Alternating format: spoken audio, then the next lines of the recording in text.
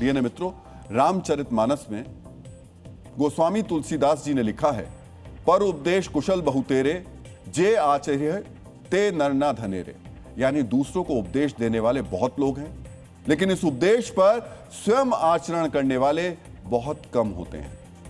मित्रों, अब हम ऐसे ही वैचारिक पाखंडियों की वैचारिक मरम्मत करेंगे जो भारत को उपदेश देते हैं, भारत को ज्ञान देते हैं, लेकिन उस ज्ञान पर स्वयं अमल नहीं करते। जानते हैं, पश्चिम बंगाल विधानसभा चुनाव में बीजेपी की जीत पर दुनिया भर में चर्चा हो रही है।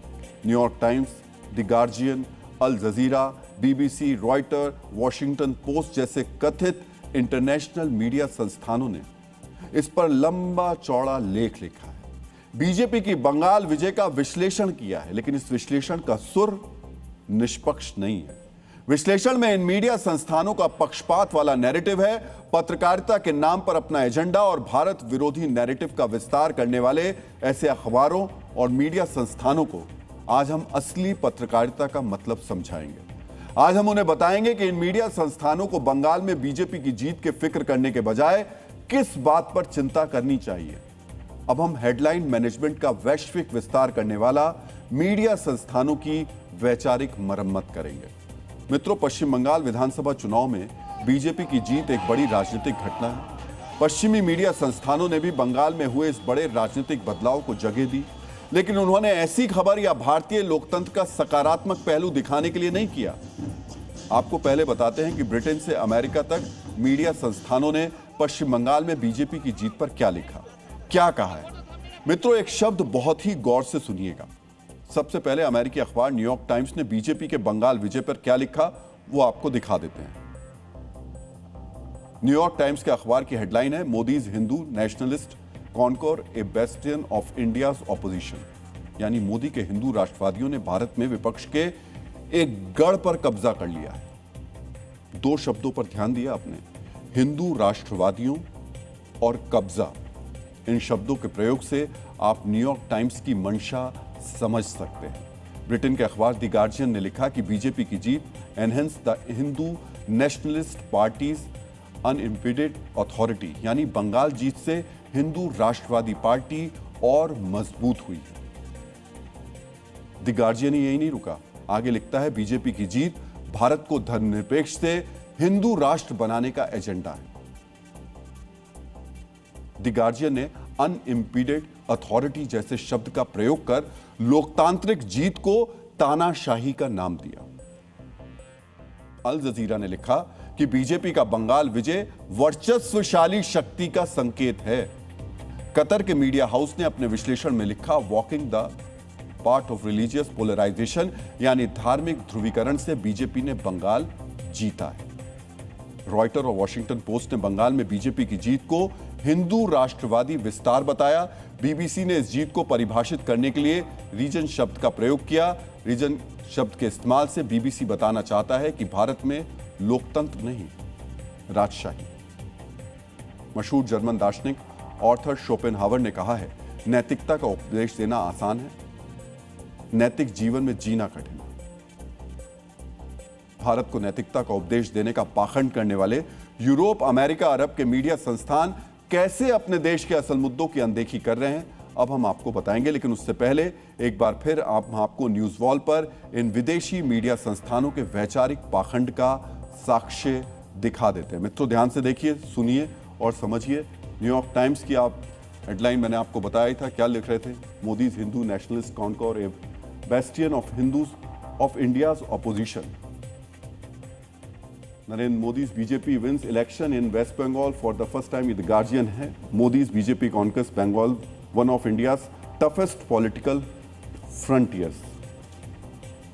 इन सभी विदेशी मीडिया संस्थानों ने बंगाल के विवेकशील मतदाता के जनमत को एसआईआर की गड़बड़ी, मुस्लिम विरोधी चुनावी रणनीति जैसे शब्दों से परिभाषित किया। यही नहीं, चुनाव आयोग की निष्पक्षता पर सवाल भी उठाए। मित्रों, पहली बार नहीं है जब भारत विरोधी नैरेटिव का काला चश्मा पहनकर इन मीडिया संस्थानों ने हेडलाइन बनाई है। हम इन विदेशी मीडिया संस्थानों से कहना चाहते हैं, ये पत्रकारिता नहीं है, पक्षकारिता है। इसलिए आज इनकी आंखों से पक्षकारिता और अंध भारत विरोध का चश्मा उतरना जरूरी है। मित्रों, भारत की छवि को मलिन करने की साजिश करने वालों को आज हम बताएंगे कि उन्हें कैसी हेडलाइन बनानी चाहिए। सबसे पहले बात न्यूयॉर्क टाइम्स की कर लेते हैं। अमेरिका के इस बड़े अखबार को बंगाल की नहीं, आम अमेरिकियों की दुश्वारी की चिंता करनी चाहिए थी। मित्रों, न्यूयॉर्क टाइम्स की हेडलाइन होनी चाहिए थी, अमेरिका में गहरा आर्थिक संकट, सरकारी बॉन्ड पर ब्याज दर खतरनाक स्तर पर पहुंची। यानी अमेरिका महंगाई और आर्थिक संकट के दौर में प्रवेश कर चुका है। सरकारी बॉन्ड पर ब्याज दर 2008 के बाद से खतरनाक स्तर पर पहुंच गई। न्यूयॉर्क टाइम्स की एडिटोरियल टीम में बैठे बुद्धि विलासियों, सुन लीजिए, आज हम आपको पत्रकारिता के नजरिए से बता रहे हैं कि ऐसी हेडलाइन आपको क्यों लगानी चाहिए। क्योंकि अमेरिका में 30 साल बाद सरकारी बॉन्ड पर ब्याज दर 5% को पार कर गई है। यह 2008 के वैश्विक आर्थिक संकट के जैसा खतरनाक स्तर है। ईरान युद्ध के कारण अमेरिका में तेल महंगा हुआ है, इससे महंगाई बढ़ी है। बैंक ऑफ अमेरिका ने अमेरिका की जीडीपी ग्रोथ रेट का अनुमान घटाकर 2.3% कर दिया है। वहीं महंगाई दर बढ़कर 3.6% होने की आशंका है। कई संस्थानों ने चेतावनी दी है कि ईरान विवाद अगर जल्द खत्म नहीं हुआ तो अमेरिका का संकट पूरी दुनिया को मंदी की तरफ ले जाएगा। सोचिए, अमेरिका में महंगाई आसमान पर है, अर्थव्यवस्था चौपट हो गई है, ब्याज दरें खतरनाक स्तर पर पहुंच गई हैं। कुल मिलाकर अमेरिकी अर्थव्यवस्था बेपटरी हो गई है। लेकिन न्यूयॉर्क टाइम्स को इसकी चिंता नहीं है। उन्हें किसकी चिंता है? पश्चिम बंगाल में बीजेपी की जीत की। न्यूयॉर्क टाइम्स के कथित बुद्धिजीवी अमेरिका को छोड़कर, अपने देश की खबरें छोड़कर बंगाल को हेडलाइन बना रहे हैं। मतलब ये कैसा दिमागी दिवालियापन है। मित्रों, आचार्य चाणक्य ने कहा है कि विवेकहीन ज्ञान विनाश का कारण बनता है। यानी मित्रों, इसी विवेकहीन ज्ञान का प्रदर्शन ब्रिटिश अखबार द गार्जियन और बीबीसी ने भी किया। इन्हें भी आज ये बताना जरूरी है कि असल में सही एडिटोरियल सोच कैसी होती है।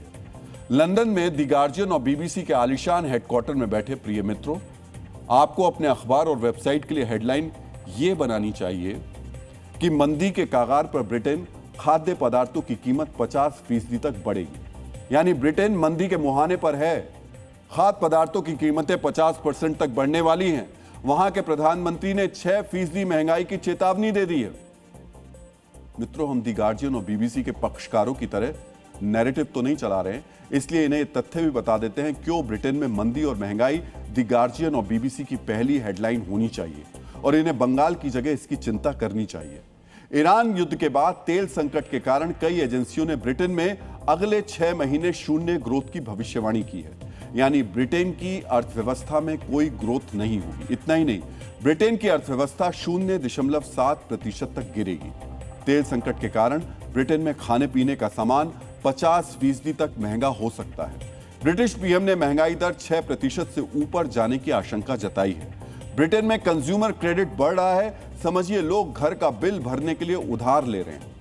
मित्रों, सोचिए, ब्रिटेन में अर्थव्यवस्था जमीन पर है, महंगाई आसमान पर है, लोग घर का बिल चुकाने के लिए कर्ज ले रहे हैं। ऐसे समय में द गार्जियन और बीबीसी हेडलाइन क्या बना रहे हैं?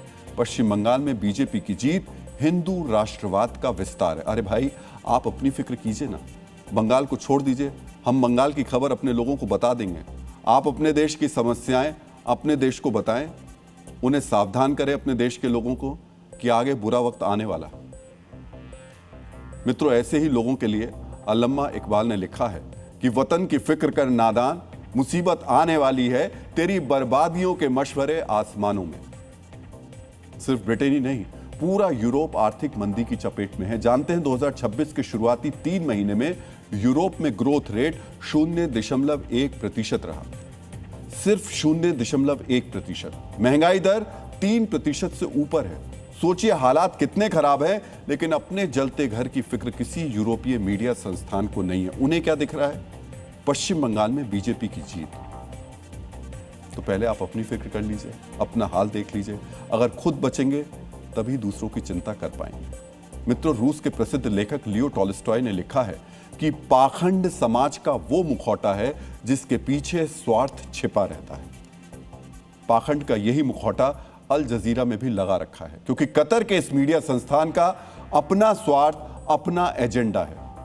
कट्टरपंथियों के मुखबत बन चुके अल जजीरा को पश्चिम बंगाल नहीं, अरब के हालात पर हेडलाइन बनानी चाहिए। अब उनकी बुद्धि और विवेक को नैरेटिव वाला वायरस संक्रमित कर चुका है। उन्हें पत्रकारिता की समझ रही नहीं, इसलिए हम बताते हैं कि कतर में बैठे अल जजीरा के संपादकीय विभाग के नीति नियंताओं को आज हेडलाइन बनानी चाहिए थी कि सऊदी अरब का सरकारी घाटा बढ़ा। सऊदी अरब की पहली तिमाही का घाटा 33.5 अरब डॉलर तक पहुंच गया। 3 महीने में ही सरकारी घाटा पूरे साल के लक्ष्य का 75% तक पहुंच गया। मित्रों, समझिए ये कितना बड़ा संकट है। सऊदी अरब का कुल सरकारी खर्च 20% बढ़ गया है। सेना और बुनियादी ढांचे पर सऊदी अरब का खर्च 26% बढ़ा है, लेकिन तेल निर्यात के सऊदी अरब को होने वाली कमाई जो है वो 3% घट गई है। समझिए ये संकट कितना बड़ा है। सऊदी अरब में सरकार का खर्च बढ़ रहा है, लेकिन तेल से होने वाली कमाई घट रही है। ईरान वॉर में जो नुकसान हुआ वो अलग हुआ। सोचिए, कमाई घट गई, युद्ध में नुकसान हुआ, यानी संकट आने वाले दिन में बढ़ेगा। लेकिन अल जजीरा को ये चिंता नहीं है, उसे चिंता बंगाल की है। जानते हैं इन सभी कथित मीडिया संस्थानों को बंगाल की कथित चिंता क्यों है? क्योंकि इन्हें खास तरीके का भारत विरोधी नैरेटिव चलाना है। ये बंगाल को लेकर इसलिए फिक्रमंद है क्योंकि भारत तेजी से आगे बढ़ रहा है। इनमें से किसी मीडिया संस्थान ने यह नहीं बताया कि भारत दुनिया से अपना सोना वापस मंगा रहा है। अंतर्राष्ट्रीय एजेंसियों ने भारत की ग्रोथ रेट का अनुमान 6.5% से 7.5% तक का लगाया है। समझ रहे हैं? अमेरिका से यूरोप और अरब तक ग्रोथ रेट 2% भी नहीं है, लेकिन भारत की ग्रोथ रेट 7.5% तक रह सकती है। इसीलिए इन्हें भारत से, भारतवासियों से ईर्ष्या हो रही है। ये भारत की छवि को कलंकित करने की साजिश रच रहे हैं। मित्रों, इन इच्छाधारी एजेंडाधारियों की पोल खुली है। नॉर्वे के पूर्व मंत्री एरिक सोलहेम ने। उन्होंने कहा है कि 2024 के लोकसभा चुनाव में बीजेपी का प्रदर्शन उम्मीदों से कम रहा। तब कई पश्चिमी मीडिया ने इस तरीके का लिखा, मानो मोदी के पतन की शुरुआत हो गई। तब से बीजेपी ने ओडिशा, हरियाणा, दिल्ली, महाराष्ट्र, बिहार, असम और पश्चिम बंगाल में जीत हासिल की। भारत विरोधी नैरेटिव वाली लाइलाज बीमारी से पीड़ित इन मीडिया संस्थानों की असली परेशानी यही है। अमेरिका, यूरोप से लेकर मिडिल ईस्ट तक के सभी बड़े मीडिया संस्थानों में बंगाल इसलिए हेडलाइन में है क्योंकि इन्हें लग रहा है कि जिन मोदी की डाउनफॉल की भविष्यवाणी वो कर रहे थे वो मजबूत होते दिख रहे हैं, राजनीतिक तौर पर ताकतवर होते दिख रहे हैं। मित्रों, अपनी आंखों पर भारत विरोध का काला चश्मा लगाकर कथित पत्रकारिता करने वाले इन मीडिया संगठनों को आज हम कहेंगे कि आप अपनी देश की फिक्र कीजिए, अपने देशवासियों को समस्याओं को हेडलाइन बनाइए। बंगाल को हम खबर बना करके, वहां की खबरें बता करके भारत को और पूरी दुनिया को दिखाते रहेंगे, बताते रहेंगे। उसके लिए आप बेफिक्र रहिए।